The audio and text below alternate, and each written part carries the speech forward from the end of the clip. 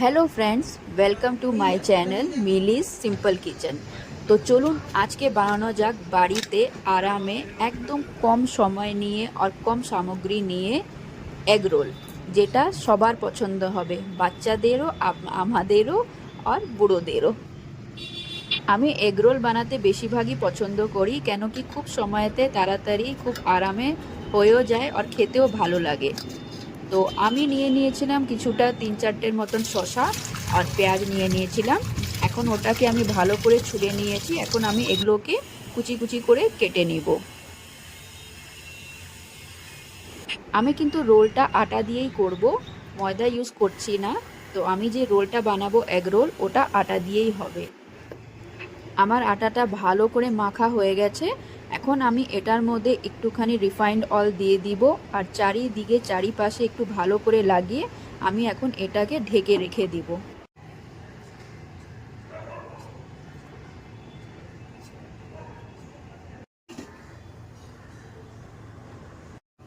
আমি প্রায় ঘন্টা খানিকের জন্য ঢেকে রেখে দিয়েছিলাম। চলুন এখন বানানো যাক এগ রোল। তো আমি গুলি করে নিয়েছি, এখন আমি এটাকে বেলে নিব। আচ্ছা, আমি এখানে একটা জিনিস বলে রাখি, আমি এখানে গুলি করে রুটিগুলো আগে বানিয়ে নিই। যতটা আমার রোল হবে ততটা আমি রুটিগুলো আগেই বানিয়ে সেঁকে রেখে নিই, তাহলে ইজি হয় বানাতে, খুব তাড়াতাড়ি হয়ে যায়, সুবিধাও হয়।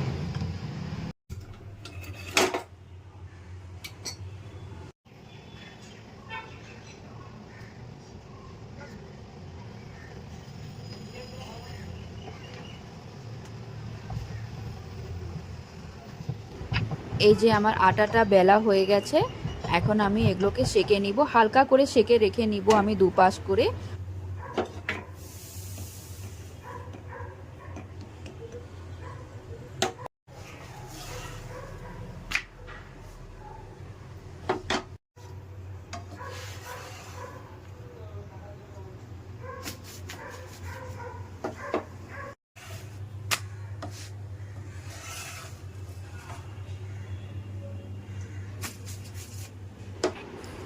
এই যে আমার যতটা লাগবে আমার ততটা রুটি বেলা আর সেঁকা হয়ে গেছে।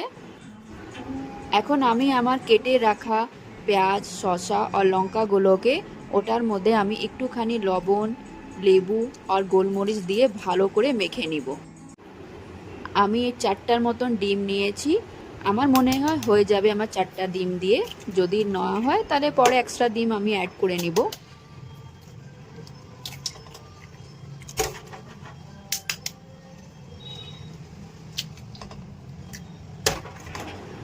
এখন এই ডিমগুলোতে আমি একটু গোলমরিচ দিয়ে দিলাম আর একটু লবণ দিয়ে দিলাম।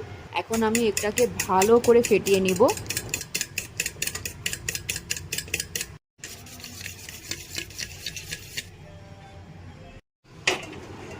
এখন আমি তাওয়াটা বসিয়ে দিয়েছি, গরম হলে এটার মধ্যে আমি তেল দিয়ে দিব। এখন আমি রোলে মাখার জন্য একটু সসটা নিয়ে নিলাম বাটির মধ্যে। তাওয়াটা গরম হয়ে গেছে, তেলগুলো দিয়ে দিলাম আর একটুখানি আমি ডিমও দিয়ে দিলাম। এখন এর উপরে আমি সেঁকে রাখা আমার রুটিগুলোকে দিয়ে দিব।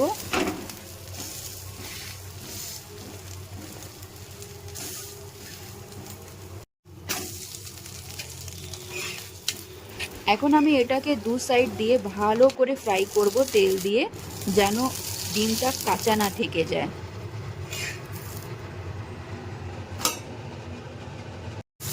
আমার একটা হয়ে গেছে, এখন আমি আরেকটা বসিয়ে দিই।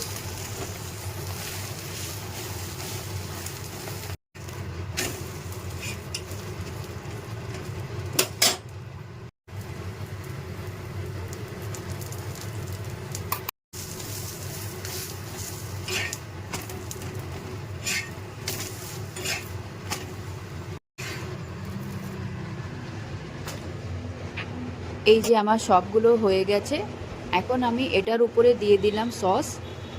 ভালো করে চারিদিক দিয়ে আমি এটাকে মেখে নিব সস দিয়ে। আপনারা টমেটো সস ছাড়া যদি আপনাদের কাছে চিলি সস থাকে সেটাও দিতে পারেন। এখন এটার উপরে আমি দিয়ে দিলাম আমার সবজিগুলোকে, শসা আর পেঁয়াজটাকে। আপনারা মেয়েও ইউজ করতে পারেন যদি বাচ্চারা বা কেউ পছন্দ করে।